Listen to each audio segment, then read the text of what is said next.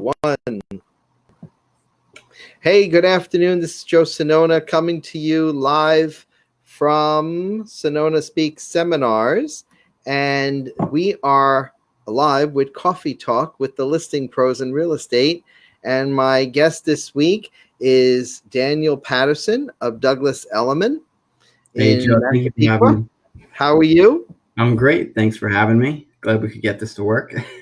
Yes, we had a little bit of a technical difficulty, but we got it to work. So Daniel, tell me about yourself. How long have you been in real estate? So I just hit the 4-year mark. So I got my license when I was 20, but really started doing it since I was 21. I'm 25 now. But how I got into it, so my mother's been a realtor. I've seen her be a realtor my whole life. So she's been in the business for 20 plus years with the same company that I'm with now, Douglas Elliman. And so when I was younger, 13, 14, I remember helping her, handing out the pumpkins on people's doorstep with the cards in them, or the flowers, doing door knocking and whatnot. So I've seen her do that for my whole life. And, aside from that, at night, see her, argue with people on the phone, or just the craziness of real estate behind the scenes, not just what people think, all the stress and all that, or helping with open houses. I've seen it. I've grown up seeing it. So I was always really interested in it. Again, when I was younger, who really knows what they want to do when, they're late teens or whatnot. So it took me a while until I decided I want to do a professional type of career. And I highly considered the real estate. I always loved it, but I highly considered it when I joined a pharmacy. And I was actually a pharmacy tech for 1 year. And I love dressing up, wearing the lab coat. And I'm like, you know what? I could dress up for work. I could do this. And then that's when I fully considered doing the real estate with my mother. And I just, ran from it with that. So you have a background previously in customer service. Yeah, a lot of stressful encounters I've had with people. Okay. Medicine's whatever, but it's the insurances is what the issue was when they'd come and we'd have to talk with them. What's your previous background like? You're in education. So I went to Old Westbury for business marketing. I did, business marketing there, and I took a whole bunch of classes and got the bachelor's and whatnot. I got my real estate license when I was still there. So my first year or two in the business, I wasn't, giving it my 100% just because I needed to finish out with Old Westbury. And, I guess last year, my third year, was when I really took it, full throttle and really got to give it my 100% commitment. Would you say that your background prepared you for what you know now? In a way, growing up, I certainly, was exposed to a lot more conversations and ways to deal with, stuff than the average person that just jumps into it for the first time. So definitely seeing my mother, handle like really hard conversations growing up, and I'd, be there. She'd step out from the dinner table to take a phone call, and I'd be like, wow, how is she even talking to someone that way, let alone knowing what to say, like right off the bat. It was nice seeing that, and I've certainly learned a lot from that. Mm-hmm. Interesting. So 25 years ago, mom gets into the business. Mm-hmm. 25 years later, you get into the business. So you just had a award ceremony at Mohegan Sun for your company. Mm-hmm. And who won the bigger awards, you or mom? Well, she did. So she always gets the gold award. It goes by GCI and how much you make. So it's funny. People ask me why I don't join a team with my mom. I've gotten asked so many times. I don't want to be shadowed by her. Sure, it would be great to be on a team. We would do great together. The Patterson team, it sounds wonderful. But I would never be able to know what I could do by myself if I was, the Patterson team. I'd get the gold award my first year. Second year, third year, gold award. And for what? For being with her, I'd be in the shadow. Right. So I did not want that. I'm not that type of personality. I want to, do things for my own. Even though I might have, a great mentor, I still want to be able to show that I could do it on my own and prove it to myself, really, at the end of the day. So with that, I got the Leading Edge Award, and I'm pretty excited about it. It's cool. Congratulations. Congratulations. Are you in, just curious, LIBOR's YPN? Yes, I'm very into the You are. YPN. I go to all the meetings. I think it's really important to have those type of organizations, wherever there's real estate. Aside from networking, but to show the younger agents, how important it is to get out there and meet people, even if it's not even in your same brokerage, just to get out there and meet, everyone and, share the same experiences and help each other out. Yep. Now, have you qualified, or are you still trying to qualify for the top 20 under 40 spot? So I'm really shooting for it this year. Good, Last year, I did the good. application just to get my name in there and just to have an idea of the whole thing. But I'm really shooting for it this year. I got a good resume that I've been even writing up now. I call John McSherry, I call Chris, and they give me some pointers. So yeah, hopefully this year's the one. Yeah, yep. And for those of you tuning in, Chris Bacchus and John McSherry. Chris Bacchus is the president of YPN, and John McSherry is the president-elect for YPN of the Long Island Board of Realtors. And that's a great award, and I wish you good luck with that. Thank you, Daniel, because that's a great, great accomplishment, and I look forward to hopefully seeing you get that this year. Me too. So let's go to the nitty gritty about listings, because that's why we're here, and that's why our audience hears us or wants to know a little bit about how to become good listers. And our audience, just so you know, is agents like ourselves who may need a little bit of a push, may need a little bit of inspiration. And that's why we have Coffee Talk with the Listing Pros in real estate. So tell us your secret sauce. So as far as listings, as you could get an idea, being young, it's not easy. You really have to know your stuff, and that's what I tell people that are my age too. You have to really, aside from being dress the part and be professional and have that game face on, you have to know everything about everything. These sellers, they love to stump you. They want to be able to ask you questions that will be tough. They want to test you essentially and make sure that you know what you know. And so it's tough. And really, why should they? I mean, they're trusting you with their most important asset. So it really is my job to make sure that I know everything and I could guide them through it.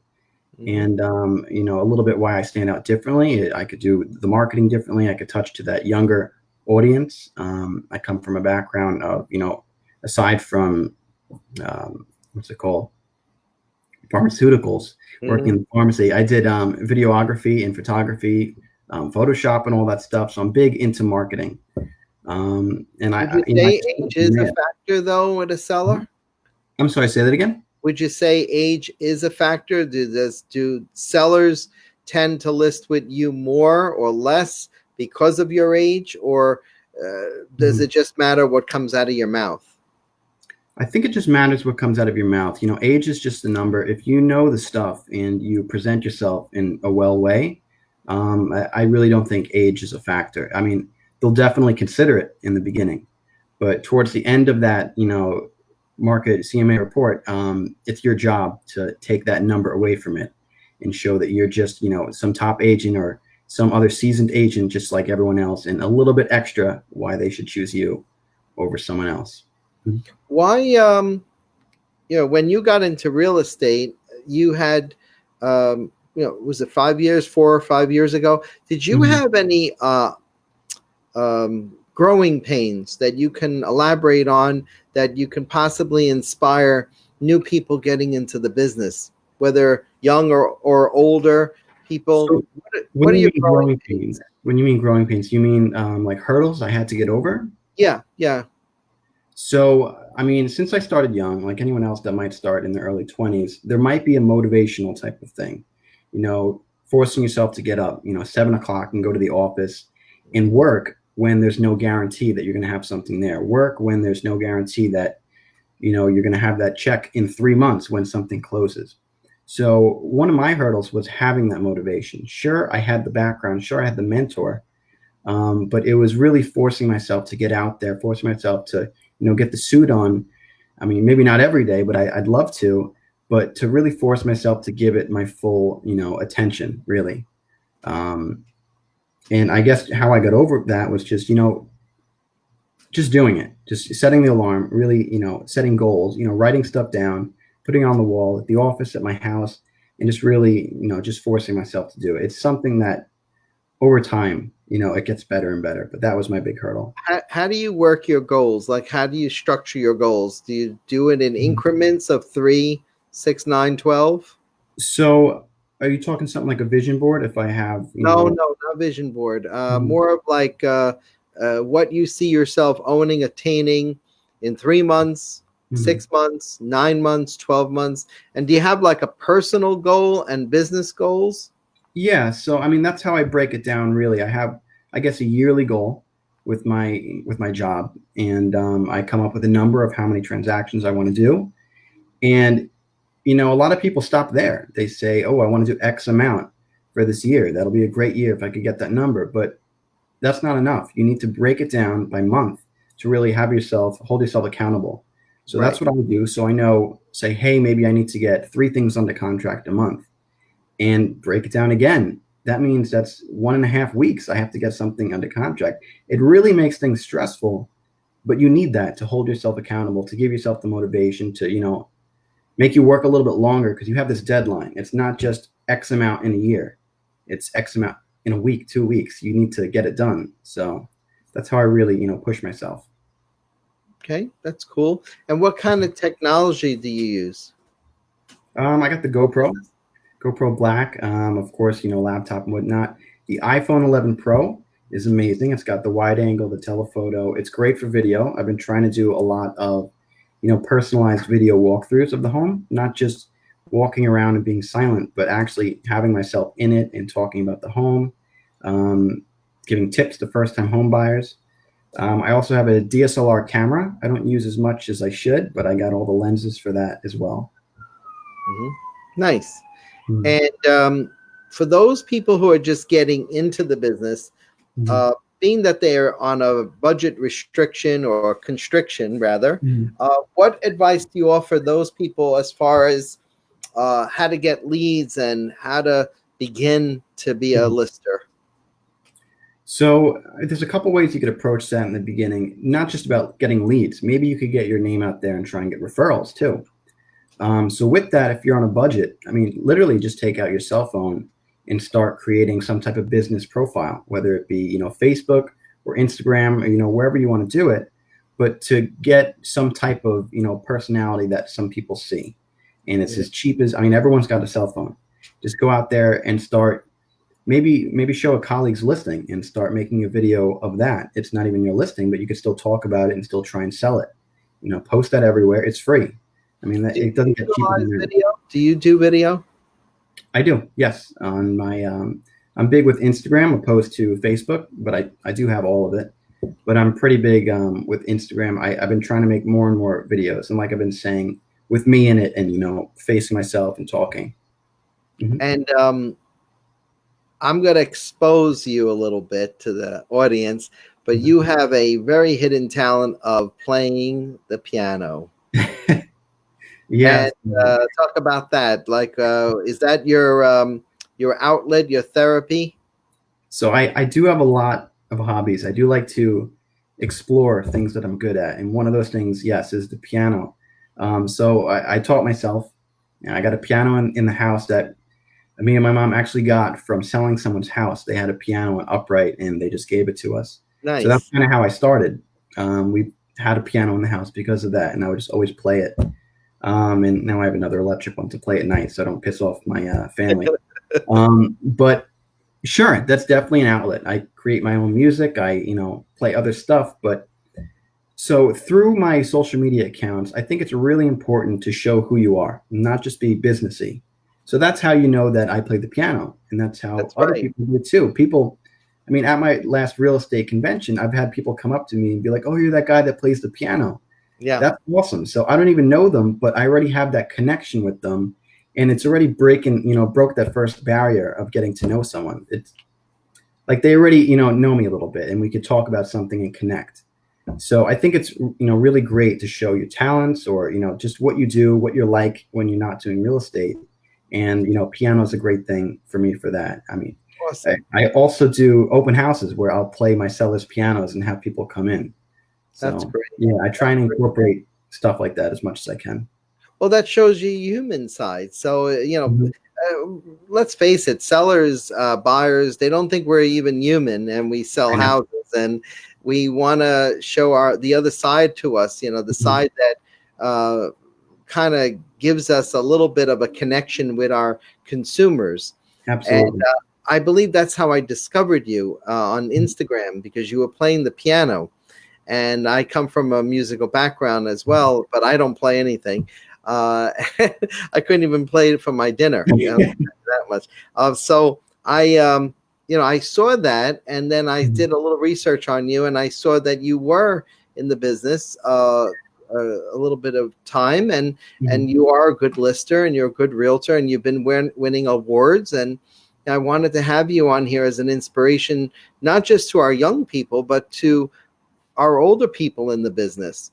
Oops, I think we've lost Daniel. No, no, we got him back. We got him back. um, we're gonna get through this. Absolutely get through this. Yep. Here we go again. I'm Oh, back. okay, no problem. Mhm. So, having that human side to Mhm. you and showing that human side to your consumer, I think is very important. I Tell me, agree. and you do serve as an inspiration. I've had younger and more seasoned agents on this Mhm. program to show our audience that these people are in real estate. They do matter, and they're here for the long term. Uh, Yes, absolutely. let's talk about a vision board for, Mhm. I know a lot of agents that don't have one. So what does the vision look like for you 3, 5 years from now, 10 years from now? So I was always making vision boards before someone even told me that's what they're called. I always, had an idea about what I wanted to do in this company and in my personal life. So with this company, I had an X amount of deals I wanted to do. In the beginning, my first 2 years, like I said, I didn't give my full thing, my full, attention. So Mhm. come my third year, which was last year, I doubled what I did in those first 2 years. So that I actually set my expectations for that one. So that was nice. Now for this year, hey, I'd love to double it again. Who says I can't? But trying to get close to that, and then of course, year by year, push the limits, try and get out more, try and not just get buyers more, get more listings, grow my business accounts, um, slowly for my business type of goals. But for personal, hey, I'd love to buy my first home, which I hope to do very soon. And I really want to get into buying and hold. I read a lot of books, the Gary Keller books. I read a lot of the Rich Dad Poor Dad series, which I loved. Mhm. And after reading those, it seems like that's the best thing to do, especially being in real estate. I'd love to buy a home, fix it up with my dad, either move back in with my parents, buy a second one, or live in half and then rent out and just keep going and going and going. So that's my personal goals outside of real estate. I remember buying my first home in 97, before you were even born, probably. And 94 I was born. what? 94 I was born. 94. So I Mhm. bought my first home in 97. Okay. And I remember I was scared, very scared, and I took the first leap. One of my very first clients inspired me to buy this house, and I bought it for 147.5, Okay. and in East Atlantic Beach, on the beach side, and it became my first home, and I rented it. And I Mhm. said, I could do this. I do this for other people. I could do this for me as well. And I rented it for 3 summers and 3 winters, and then I decided to move into it. And those 3 summers, and I won $1,500 in a casino on my Okay. 30th birthday. I won 6,000 in Vegas, Oh and then wow. I came home and I won another 1,500 in Wow. Atlantic City. So I That was a was good able year. put some work into the house and Okay. get that started, and it is a leap of faith. It really is. And Mhm. we're us realtors, when we go to buy something, I'll give you the advice now, Daniel. Mhm. It is the most nerve-wracking experience. I could just imagine what our customers feel, but when we go to buy something, it is very nerve-wracking, and you don't know if you're making the right move, and you want to be able to be sure 100% that is the right move for you. I could figure. I mean, we're exposed to so many homes and so many deals, and I could imagine it could definitely be stressful trying to make sure Totally we get is. the But I'm excited nonetheless for it. What? But I'm excited nonetheless for it, and I'm why not? definitely going to give it a try. I would really love to buy and hold some properties. Absolutely, you have and to. Especially after seeing the other people. Sorry to cut you. Especially after seeing everyone else, doing flips and whatnot. I mean, John McSherry, he's awesome as a realtor, but he's doing all those flips too. We had him on this program, and I got to tell you, I think there's a battery inside John Barrett McSherry that makes him get up and with a purpose every morning and goes out there and he takes a house and he makes it into a mansion. He really does. An old piece of garbage and he makes it into a beautiful. Yeah, I've seen some of the posts. So let's talk about social media content. What kind of content should an agent put on their social media? So I said briefly before, a mix of everything. So I started, of course, like most people, thinking, here's your business, here's your personal accounts. So I started that way. I put up just homes. I put up, first-time home buyer tips, just, conversations that maybe would educate people. I didn't really like it. Maybe I got some views, maybe I got some likes, but it just really wasn't about, me. And it didn't motivate me to really, stay active on it. So for my business accounts, social media, Facebook, Instagram, I want to, like what I'm putting up there. I want to be engaged for myself, something to keep me motivated about putting something up 6 hours, 12 hours the next day from now to really just keep using it. And that's the most important part. You need to use it. You can't just set it up, post something every 2 weeks. You got to stay engaged. You got to stay in front of people's faces. Using those stories, you pop up in the front, and throughout the day, if they didn't watch it, you keep popping up. So, yes. So I put up business and personal stuff, just like the piano. Were you afraid of video when you first tried video? I was a little bit afraid. When I was younger, I was a shy person. After getting into real estate, I kind of, opened up a bit. I went to a LIBOR seminar maybe a year or two ago, and John McSherry was actually speaking about social media. And he was explaining about how when he first started doing videos, they weren't good. You'd mess up, you'd choke whatever you were saying, and they just weren't perfect. But with time, with doing, 50 of them, they get perfect. So really, after hearing him speak about that, I'm like, all right, this is it. I need to just start. They're not going to be perfect, but I need to start now so that they will be perfect in a year from now. And it's been working since then. I've gotten much, much better at the video ones with my face and me talking. I was talking about it with somebody today about my first video. It was in a car. It was in my car. And I had the seatbelt strapped right across me. I had a leather jacket. And I looked like this creation out of Happy Days, the old Happy Days Fonzie. And I'm talking about flood insurance, which was absolutely the most talked about subject at the time. Yeah. I think this was after Sandy, 2012. And here I am talking about flood insurance. Boring, completely boring. Not here in Massapequa. Everyone's still talking about it. and we talk about it now, but it's not a topic I think that people want to look at in video. And I think what do they call that? The attention span is probably only 30 seconds now, less than 30 seconds. Yeah, if you don't grab them in 10 seconds, 10, 15 seconds, they move on to the next video. But they're going to listen to this interview and they're going to keep watching this interview because you're inspiring them. I hope so. If anything, hey, I'm not perfect. Hopefully they see that, you don't need to be some listing machine, and you can just get it going. You just gotta get out there and you gotta start somewhere. You start from there, it gets slowly better and better. So that's your advice for all agents, right? Getting into the business. For everyone. Research as much as you can. What about older agents in the business, like 20 years, 30 years in? What is your best advice for them if you were, you're going to be one of those agents one day, but what would you tell an older agent in the business, a seasoned agent or veteran, whatever you want to call it? What kind of advice would you lend to them about you and them working together? So I see it all the time with my mother. These older generation agents, they've got all the experience, they've got all the negotiating skills, they know the market, off the top of their head, but they struggle with electronics, social media, laptops, emails, syncing up stuff to your phone, the convenience of doing something one way opposed to spending an hour trying to do it in an antiquated type of way. So, a more seasoned agent, you're not exempt to researching stuff, just like I'm not exempt from, researching the market and getting better at speaking to people. I need to practice on that. You guys need to just give it a little bit more time for the, the electronics and, your accounts. It takes time. Just like, it took you X amount of years to get that good at speaking and negotiating and doing what you do.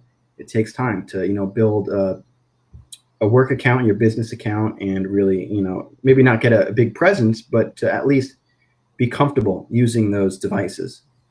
It's funny how I know two people like that are older. One is my mother-in-law, and she now says when she wants something or she asked me to research something or my wife to research something, she says, "Do the Google," because she's Greek. You're not wrong.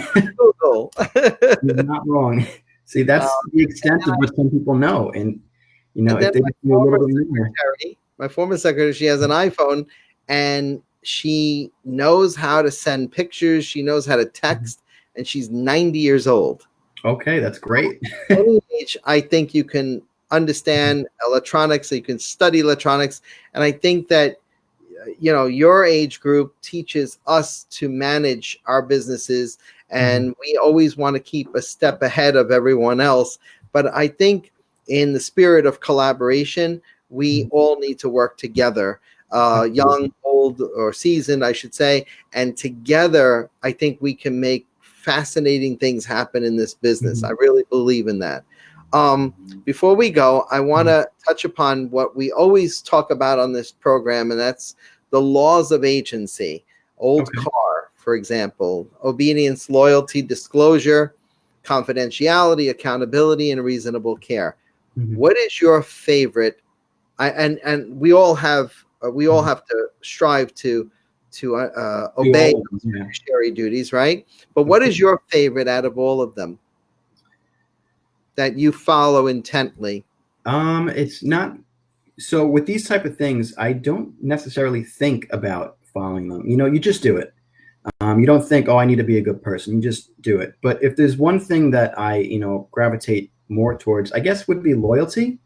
I fight for my clients. I treat everyone like my family. If it's my colleagues or my clients, I give them my 100%, and I figure out a solution. I'm going to fight for you. I'm going to show you 100 homes if that's what it takes. And if you need to call me at 10 o'clock at night or meet up somewhere at a coffee house and have me hold your hand and walk you through something, I'm there. So it's definitely going to be loyalty for me. That's funny. I have not heard anything different from anybody else. I just recently had Zach Scher on this program, and he said the same thing. And a few other people have said loyalty is their main, because there's a lot of loyalty and there's a lot of disloyalty out there from the consumer. And let's face it, we want that loyalty to us, and we want people to gravitate toward us, and we want to be able to be the one to win all the time. Absolutely. And maybe it's because of some of what people say. They think, oh, we're a car salesman or something like that. They don't take us as seriously. They think we're just trying to get something closed. But it's not like I'm trying to prove it to them that we're not that. That's just who I am. And, I like being myself. I put on the suit, but I like to be myself when I do this. And not be fake. Just, be yourself. And I guess that's how I come across loyal, and I fight for them. Well, I have to tell you, I hope in the next couple of months to see you at YPN and get that top 20 under 40. You certainly have been nominated here on this program. And I think you'll go very far, Daniel, in your career. I think you're a consummate professional, and I want you to keep going in this business, never give up. And I can see you 10 years from now, 20 years from now in this business, servicing people and helping people achieve the American dream. So I want to thank you for being on this program. Thank you for And inviting me. you This is got great, it. and a different experience. I like this though, because I'm going to think back on some of the things I said, and maybe there's room for improvement. Maybe I learned something about myself. Absolutely. Maybe we'll have you back on here as part 2. I'd like that. I'd definitely like that. Well, thank you again for being on this program. Thank you, This is Joe. another edition of Coffee Talk with the Listing Pros. My guest speaker this week was Daniel Patterson of Douglas Elliman in Massapequa. Seek out Daniel. He's a great guy, and he's got a terrific personality that if I was a seller and I wasn't in the business, I'd list with you, Daniel. Thank you. I appreciate that. All right. Have a good day. Take care. Thank you. You too. I'll see you next time. Bye-bye. Bye.